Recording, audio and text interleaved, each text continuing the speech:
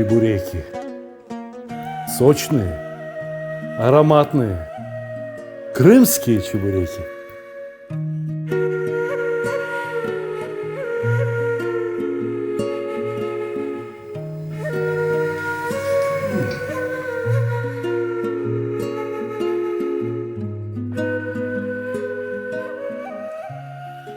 В Фергане, неподалеку от базара, на очень хорошем, таком с коммерческой точки зрения, проходном месте была изрядных размеров чебуречная.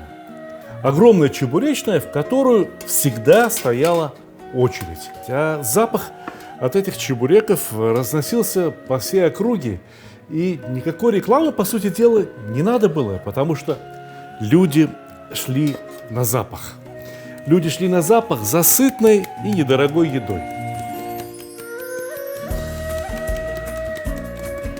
Я помню эту чебуречную с самого раннего детства. С папой и мамой на базар ездили, по магазинам ездили по выходным. И каждый раз после того, как сделали все покупки, перед тем, как ехать домой, перед автобусом, останавливались возле этой чебуречной, покупали несколько чебуреков, съедали и только потом отправлялись домой. Дома мама и сама могла бы приготовить чебуреки. В Фергане, наверное, не было такой семьи, где не умели бы готовить чебуреки. Но в той чебуречной работали крымские татары, которые, собственно говоря, и познакомили весь многонациональный народ Узбекистана со своим искусством приготовления чебуреков. Вода для теста нужна не 100 градусов, не кипяток бурлящий. Именно 70 градусов. Вы запомните эту температуру, мы о ней еще поговорим. Но, казалось бы, домашние чебуреки должны быть вкуснее, чем покупные. Дома и мясо можно больше положить, и масло можно взять почище, почаще его менять. А вот нет, именно там, у профессионалов, у тех самых крымских татар. В начале 90-х крымские татары начали возвращаться в Крым, а в чебуречной остались работать их ученики, узбеки, которые в свое время поработали с крымскими татарами. С одним из них мне повезло познакомиться и подружиться уже здесь, в Москве.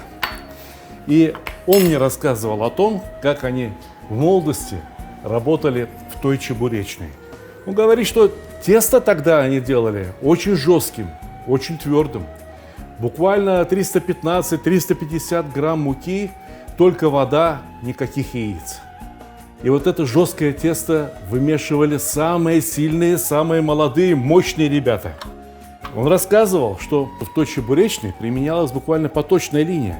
Вот конвейер по изготовлению чебуреков. Здесь кто-то первый самый замешивает тесто, а через 8 человек выходят наружу, через маленькое такое окошечко выдаются чебуреки и принимаются обратно деньги. Так вот, теми секретами крымских татар, которыми со мной поделился Кайрат Акя, я с вами тоже поделюсь, но сейчас я хотел бы рассказать о том, как приготовить оптимальное, очень хорошее, очень правильное тесто для чебуреков. 50 грамм масла. Возьмите, не пожалейте для себя, возьмите самого лучшего, оливкового. Очень вкусное тесто в результате получится. Не берите невкусное масло. Качество масла, качество муки и качество воды. Вот что определяет вкус теста. Примерно вот столько. Теперь необходимо очень точно отмерить количество воды. Во всех остальных случаях в кулинарии не очень важно. Плюс-минус 50 грамм, 100 грамм дело не меняет. Но вот когда мы готовим тесто, то очень важно все правильно отмерить. 500 миллилитров воды. Я только что сказал, что 70 градусов вода. Вот он, точно. Глаз алмаз. Но вот эта железная чашка сейчас заберет какую-то часть температуры, да, от воды. И в результате, я думаю, что мы будем замешивать тесто с водой, которая нагрета примерно до градусов 60-62. Помните, когда мы с вами плов готовили, я всегда говорил, что рис надо замачивать водой температуры около 60 градусов. Если быть точнее, 62. Вот то же самое и с тестом, что в муке, что в рисе. Главное действующее вещество – это крахмал.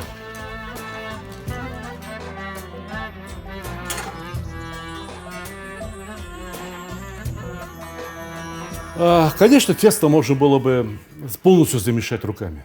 Возьмите миску, возьмите ложку, потому что сначала вода горячая. 70 градусов все-таки такая температура, которую руки уже не очень терпят. Ну, а можно вот и тестомесом.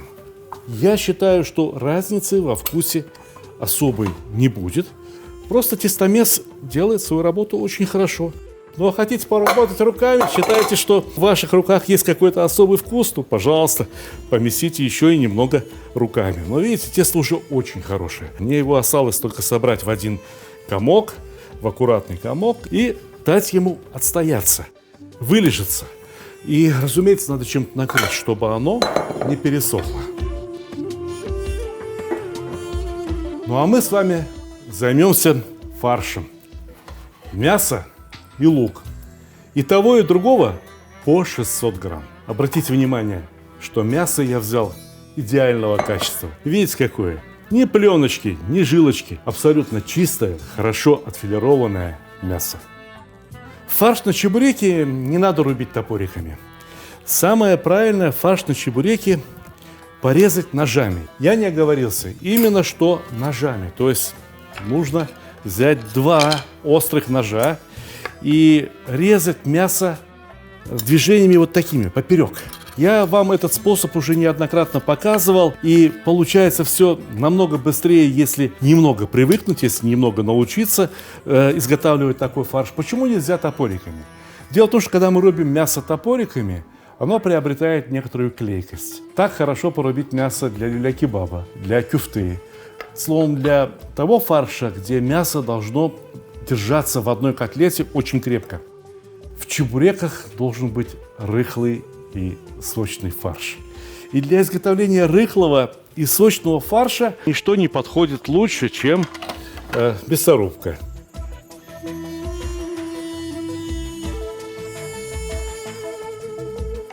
Да, и лук, собственно говоря, тоже для фарша лучше всего перекрутить на мясорубке, потому что таким образом он дает максимальное количество сока. Однако прежде чем прокручивать лук через мясорубку, я советую его нарезать не крупными кубиками и ошпарить кипятком.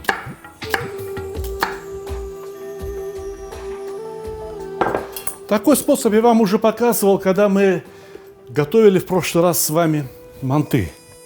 Из ошпаренного лука уходят особые вещества, вот те, от которых глаза режет, и те, от которых остается это специфическое луковое послевкусие. Ошпарили лук, и никакого запаха больше не будет.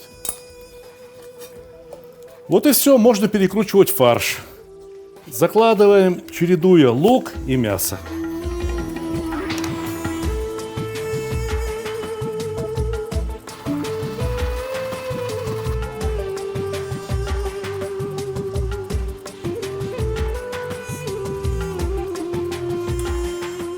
Теперь этот фарш осталось приправить и дополнить какими-то очень ценными ингредиентами. Во-первых, соль.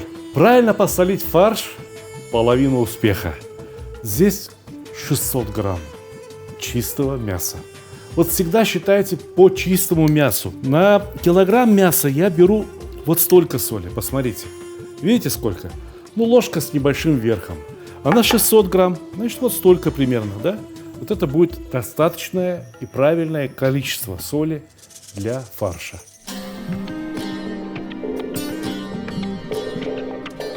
Черный перец примерно в 2 раза меньше, чем вы брали соли. Я думаю, вот столько будет вполне достаточно.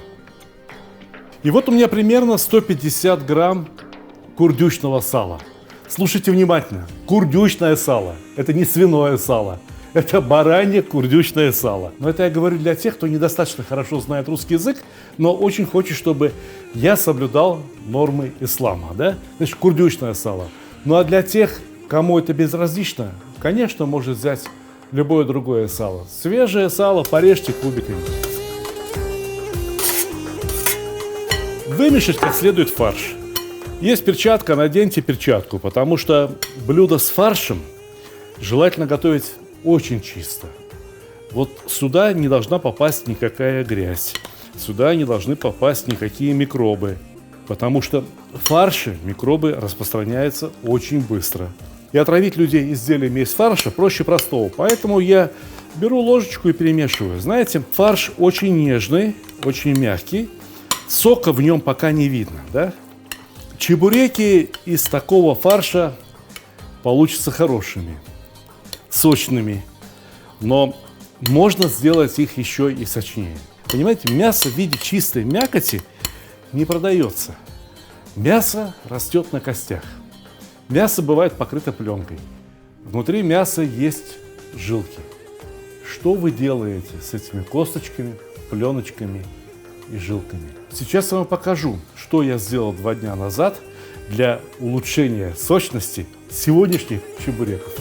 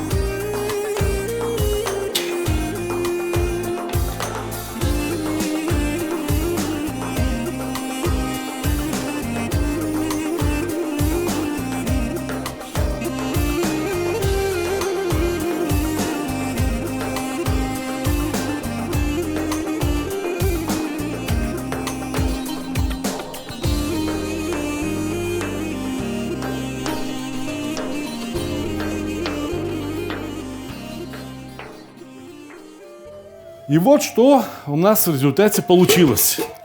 У нас получился такой настоящий бульонный кубик. Да? Не то, что в магазинах продают, а вот.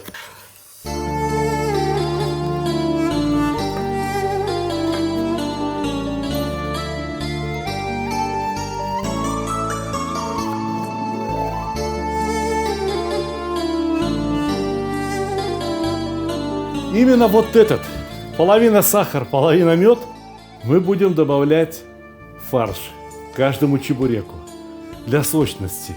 Именно внутри чебурека вот этот бульон, который сейчас в виде хорошо подмороженного холодца, растает и придаст очень правильную сочность, очень приятный аромат нашим чебурекам. Продолжаем работать с тестом. Вот оно стало такое помягче, прилипло к столу немного. Чтобы не прилипало, подпылите, не жалейте муку, не жалейте.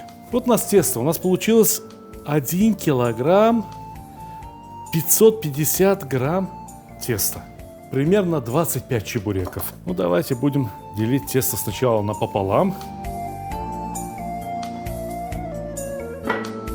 И раскатываем его в ровную колбаску. Обязательно надо прокатать, раскатать вот так руками, чтобы получилась достаточно ровная, гладкая колбаска.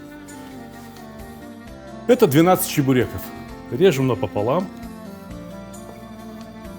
Каждый из них еще раз напополам.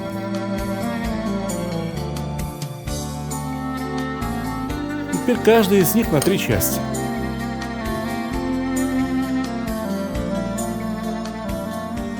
Берем пока в целлофановый пакет, так чтобы они не слишком сильно сохли.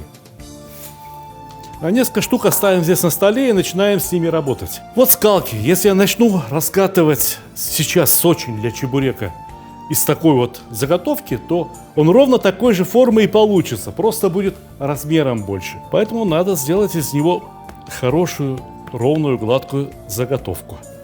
Вот посмотрите. Видите что, да? Здесь вот какой-то изъян. Чуть-чуть подсыпать муки. Разминаем еще раз пальцами. Еще раз подсыпаем муку. Изрядное количество муки вовнутрь. И еще раз подгибаем. Так повторяем 2-3 раза. Что мы сейчас сделаем? Мы сейчас образуем внутри теста как бы полости, заполненные мукой. Именно эти полости потом и дадут нам вот эту пузырчатость.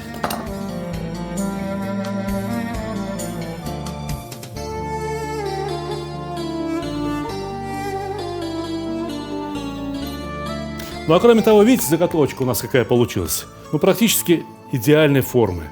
Кругленькая, ровненькая.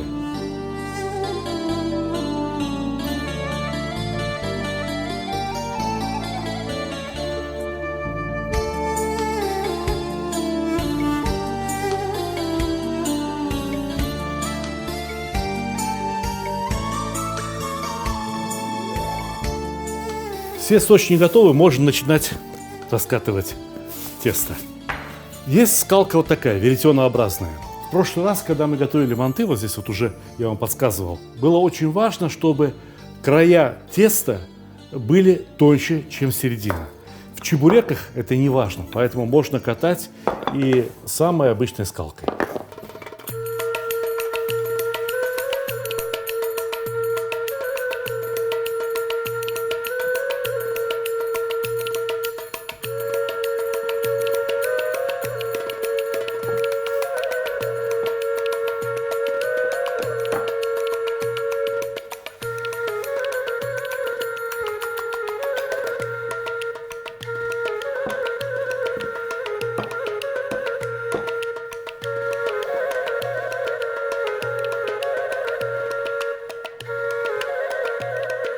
Ну а теперь накладываем фарш. Вот смотрите, 1 полная столовая ложка. Вы не кладите фарша никогда слишком много. Не станут от этого чебуреки вкуснее. Чебуреки вкусны правильным сочетанием ингредиентов вот этого фарша, в котором и лука достаточно должно быть, и жира должно быть в меру, и, конечно же, сока должно быть в меру. Будет очень хорошо. Если тесто получилось слишком сухим, на нем вот много муки подпылено, да? Значит, можешь смочить палец в воде и намочить это тесто. Вот смотрите, слепили уже вот здесь больше половины, да? Здесь уже воздух не выходит. Придавите его рукой, чтобы лишний воздух там не оставался. Чтобы тесто и фарш образовали одно единое целое. Понимаете меня? Некоторые любят взять вот так вот вилочку и сделать какие-то узоры. Но, честное слово, очень вкусно будет и без вилочки. Если уж говорить об эстетике, то лучше подумать про колесико. Каким колесиком край обрезать, чтобы получилась волнистая линия.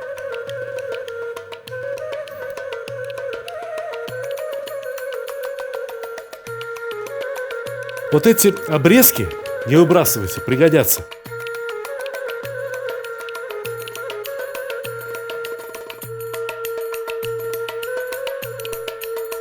Готовые чебуреки не надо, чтобы стояли в комнате в тепле.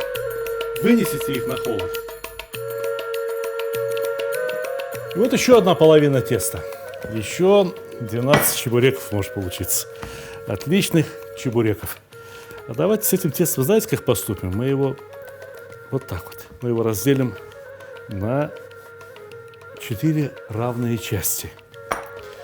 Почему? Для чего? Сейчас объясню. Вот у меня стоит тесто-раскаточная машина. Только что это был планетарный миксер, в котором мы замесили тесто. Только что это была мясорубка, в которой мы сделали фарш.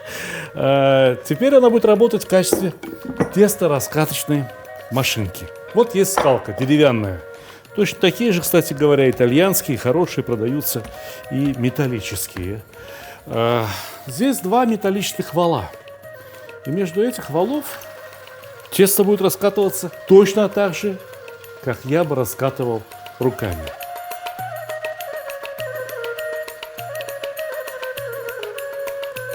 Ага.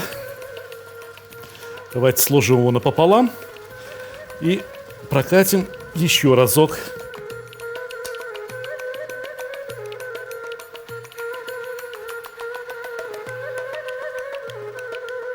Видите, тесто получается такое вот, как бы целлюлитом. Можно еще поддать ему муки. Возьмет еще муки. По сути дела, то, что я сейчас делаю, это то же самое, что я вот формировал сочный. Вы помните, да, когда подворачивал тесто несколько раз? Я проворачиваю, уменьшаю зазор между волками и раскатываю еще раз, делая с каждым разом тесто все тоньше и тоньше.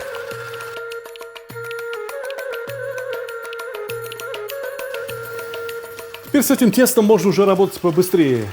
Рычажок скорости увеличиваем. Я думаю, вот так будет нормально.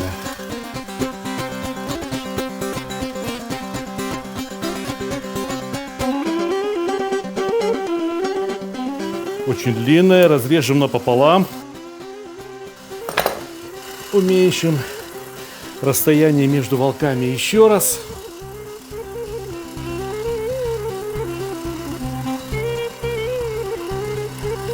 И получаем просто идеальное, очень тонкое тесто для чебуреков.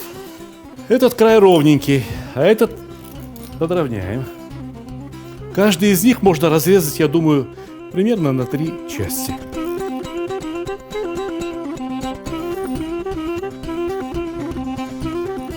Все. Начинаем лепить. Раскладываем фарш.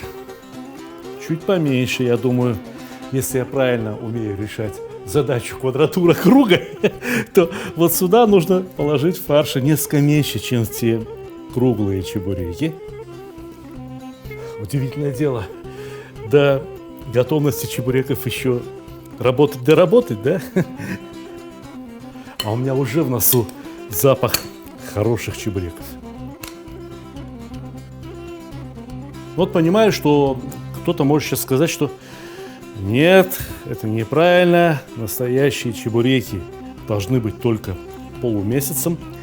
А, собственно говоря, вот эти прямоугольные чебуреки, в чем отличие от настоящих полумесяцем?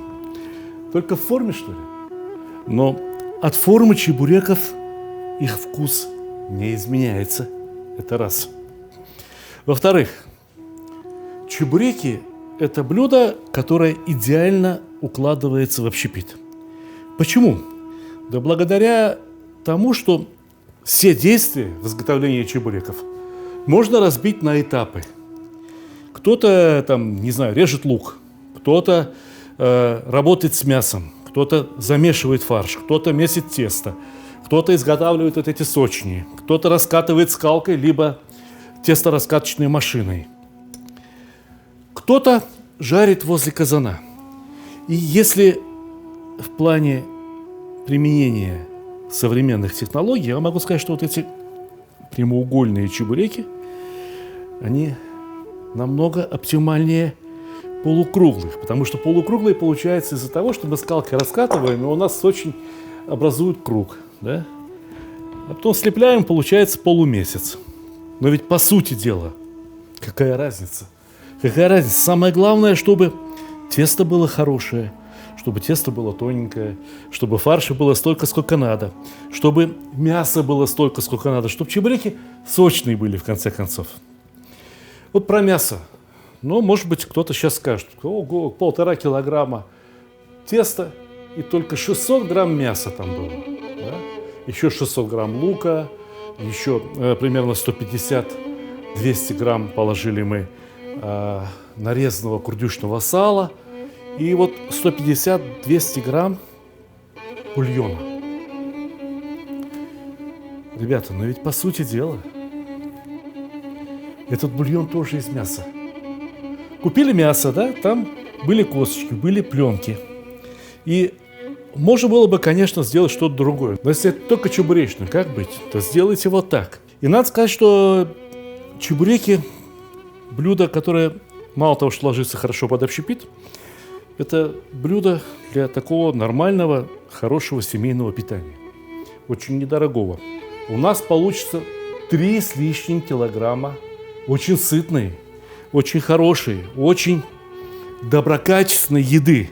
Одним словом, чебуреки – это блюдо, которое отшлифовано народом, оно отшлифовано веками. И сюда особо ничего добавлять не надо. А изменение формы, я не считаю, что как-то радикально меняет сами чебуреки.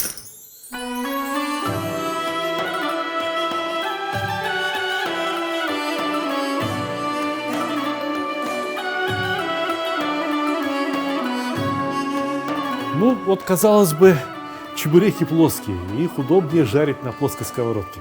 Нет, казан все равно лучше. Чебурек не должен прикасаться к дну. Чебурек должен плавать во время жарки, он должен плавать в масле. И масла должно быть очень много.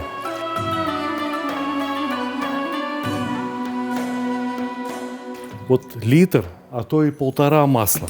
И почему? Не от того, что я люблю все жирное. И не потому, что я хочу сделать чебуреки как можно жирнее. Здесь масла сколько есть в казане, столько и останется.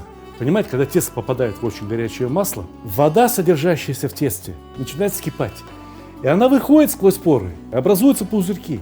И эти пузырьки буквально отталкивают масло от теста. Поэтому тесто намного жирнее не станет. Хоть вы нальете 1 миллиметр масла на сковородку, хоть вы нальете 5 сантиметров толщиной слой масла на сковородку либо в казан, тесту прилипнет одинаковое количество масла. И гораздо важнее соблюдать правильную температуру жарки. Обычно все фритюрницы у нас рассчитаны где-то 160-170 градусов. Ведь это, по сути дела, обжаривание во фритюре. Я советую попробовать жарить при температуре 210-220 градусов. И я понимаю, хоть еще 60 лет я вам буду говорить, купите себе кухонный термометр. Вы все равно будете спрашивать, а как без кухонного термометра? Показываю, как без кухонного термометра. Вот у меня казан сейчас того гляди нагреется 220 градусов. Видите, обрезки теста у меня остались. Я их опускаю в масло и посмотрим, за сколько секунд они пожарятся. Я вам по секрету скажу, за сколько секунд, а вы потом точно так же можете опускать и смотреть, и засекать, за сколько секунд они у вас всплыли, за сколько секунд они у вас пожарились. Когда чебурек плавает на масле, а все масло имеет одну и ту же температуру, он жарится равномерно, он жарится идеально. 58 секунд, ну, считайте минута. Вот за минуту тесто должно стать вот таким. Золотистым, желтеньким, не красным, не черным. Чебурек, ну, несколько потолще ведь, да? Я думаю, что чебуреки будут жариться минуту, 1,5-2. Да-да, так быстро. И все будет готово, как нельзя лучше.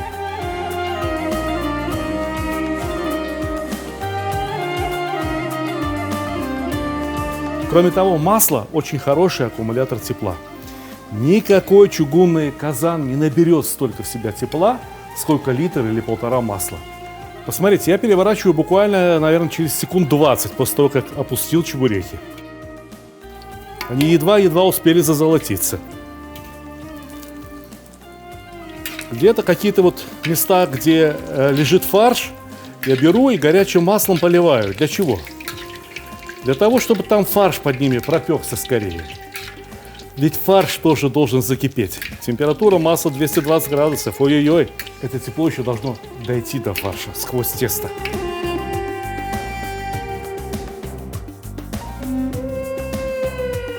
Две минуты жарились чебуреки. 2 минуты. Я думаю, что дольше их жарить нельзя, и я вас уверяю, что внутри они полностью готовы. Выкладываем на бумажную салфеточку, чтобы масло стекло. Следующий.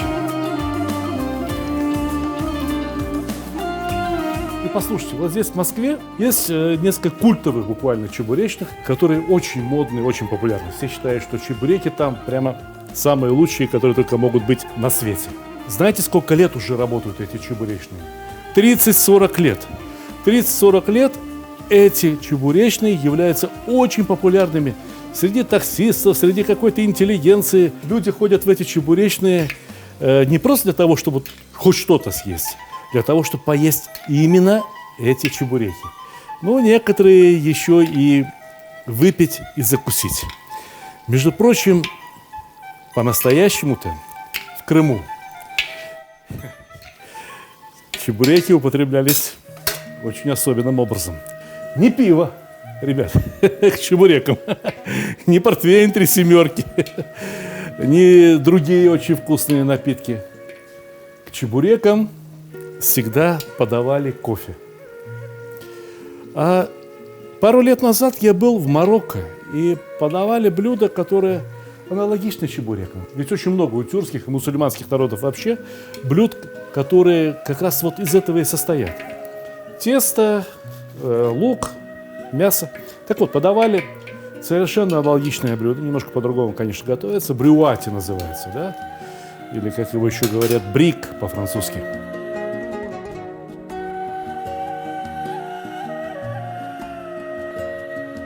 Так вот, эти брюати подавали, посыпая готовые изделия уже сахарной пудрой и корицей. И я вспомнил этот вкус. Я вспомнил, что мой отец работал с одним замечательным человеком. И мы как-то раз приехали к нему домой. Его мама, пожилая женщина, готовила чебуреки. Она их посыпала сахаром и корицей. Понимаете, где Марокко, где Крым? Вот откуда это? Почему одни и те же приемы даже при употреблении? И оказывается, очень вкусно. Удивительное гармоничное сочетание.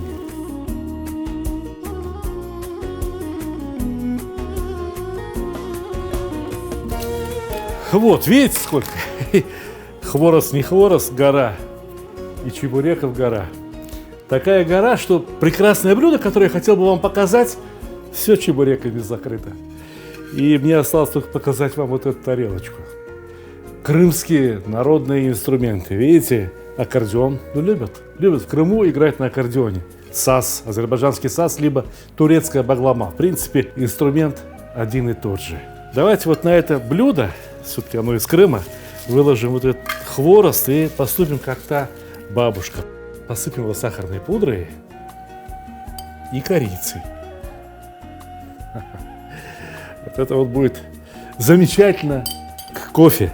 Знаете, ведь крымские татары всегда очень любили кофе.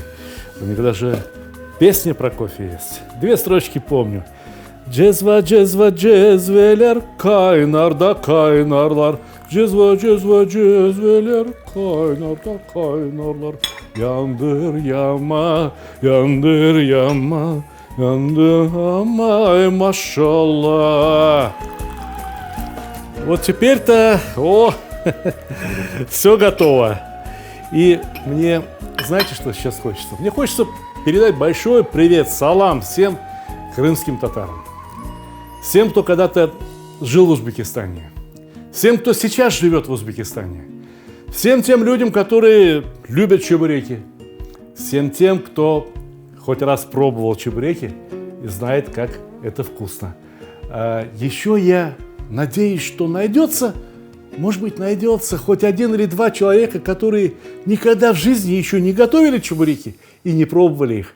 И вот эти люди приготовят, а потом напишут мне: Славик, приготовили мы по вашему рецепту, и вкуснее еще ничего не ели. Приятного аппетита!